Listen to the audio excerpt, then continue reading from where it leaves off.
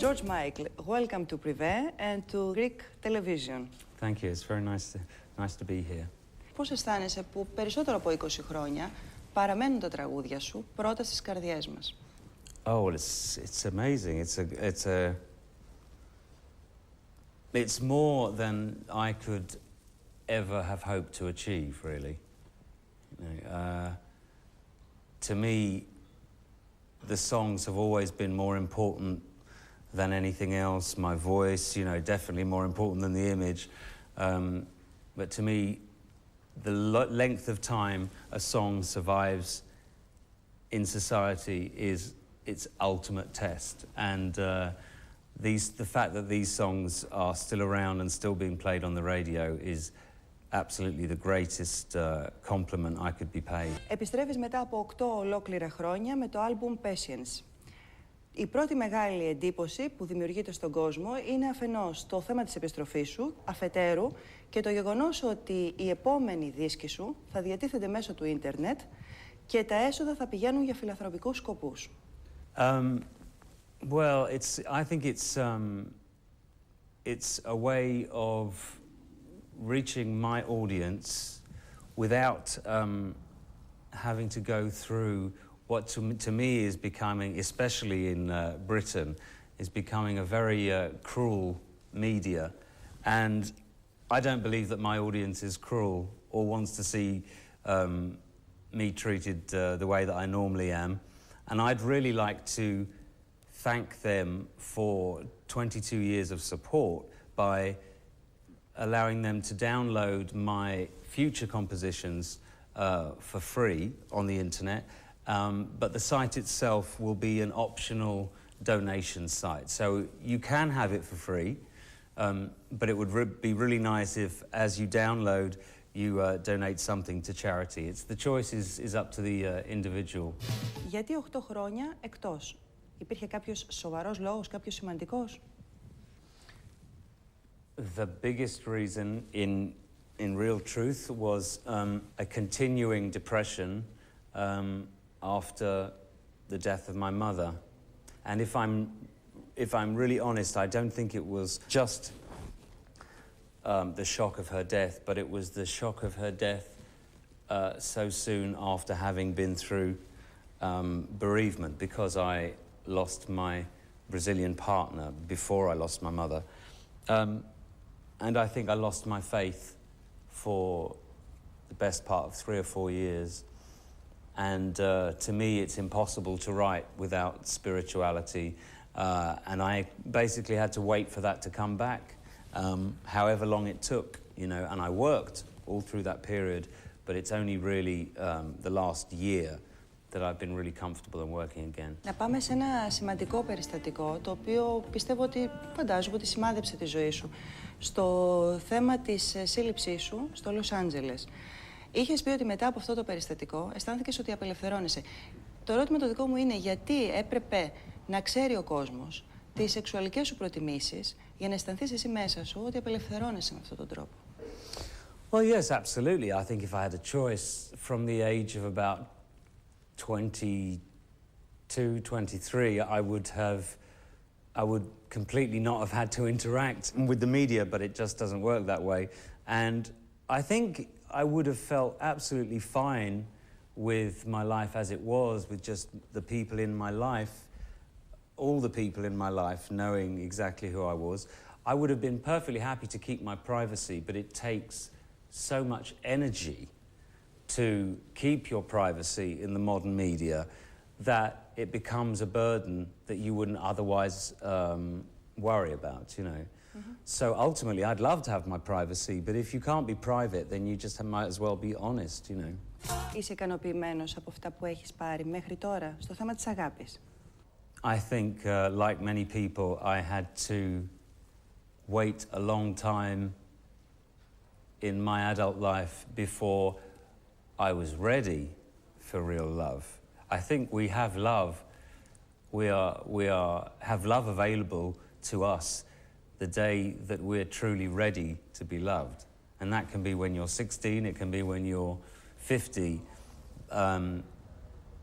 But I think like a lot of people who waited until late in their adult life, let's say later than most in their adult life, to find love. I appreciate it maybe in a way that I wouldn't have done if I'd found it when I was 16. Η σχέση σου με την μουσική ξεκίνησε σε πολύ μικρή ηλικία, στα 8 σου χρόνια, αν δεν απατώμε, από ένα τυχαίο περιστατικό, από ένα πέσιμο.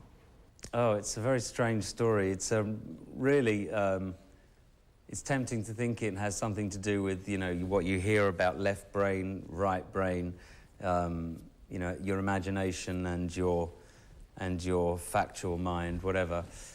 But I fell, I had a very bad fall, cracked my head, and in the year after that, in the year and consequent to that accident, not only my interests but my abilities seemed to change. And whereas I was very interested in nature and biology, and I was a fairly good mathematician, and read obsessively, read books all the time. And then after the accident, within 2 weeks of the accident, I brought home a violin. Unfortunately, it was a violin. And within months was obsessed with music and had lost the ability to do any maths, and lost my interest in, you know, nature and bugs and insects and stuff. So really not my personality, but my interests and abilities changed drastically after that event. So I have to believe that it's possible I wouldn't have been a musician, you know. It's possible that flight of stairs has contributed to musical history. Αυτό που ίσως δεν ξέρουν οι περισσότεροι είναι ότι έγινες ένα superstar που ξεκίνησες πλένοντας πιάτα στο εστιατόριο του πατέρα σου, αν δεν κάνω λάθος, σωστά? Oh, that's one of many things I did, many jobs I did. But yes, my father regularly would have the entire family working in his restaurant on a Saturday night, when obviously as a teenager you want to be out doing other things. But my father's work ethic and confidence in the idea that you can really make what you want of it, I think that was a very good influence in some ways. But I still missed part of my childhood, washing dishes. Τι άλλες δουλειές έκανες εκτός από αυτό? Oh, I was a door-to-door salesman for half a day. I was a labourer, you know, when you carry bricks. I was a labourer, believe it or not, for a couple of months. I was a DJ. I worked in stockrooms, lots of terrible jobs when I was very young. Στην Ελλάδα σε θεωρούν, όπως είπα και προηγουμένως, πολύ δικό τους άνθρωπο να γνωρίζεις ελληνικά στοιχεία πάνω σου. I think I recognise more than I particularly, apart from being hairy, more than I think I recognise Greek Cypriot traits. I recognise my father's traits, which are, and he's very much a Greek Cypriot, and the determination and self-belief, I think comes from my father, and comes also from being myself second-generation immigrant. And the honest truth is the average Greek Cypriot is a lot more hard-working than the average British man, I have to say. I'd get in a lot of trouble back there for saying that. But, you know, my father's family were all an example of very hard work, and they worked their way into the middle class, you know. So that was my example, really. That was I saw as my example. So those are very Greek characteristics, I think. Κλείνοντας αυτή τη συνέντευξη, θέλω να μου πεις, αφενός γιατί ο τίτλος του άλμπουμ είναι Patience, υπομονή για ποιο πράγμα, και αφετέρου για το τραγούδι που έχεις αφιερώσει στον θείο σου, εκεί λες τη μητέρα σου που έχεις χάσει να του πει κάποια πράγματα, στο θείο σου που έχει αυτοκτονήσει. Τι ακριβώς συμβαίνει με αυτό το τραγούδι? Well, firstly, the album is called Patience for two reasons.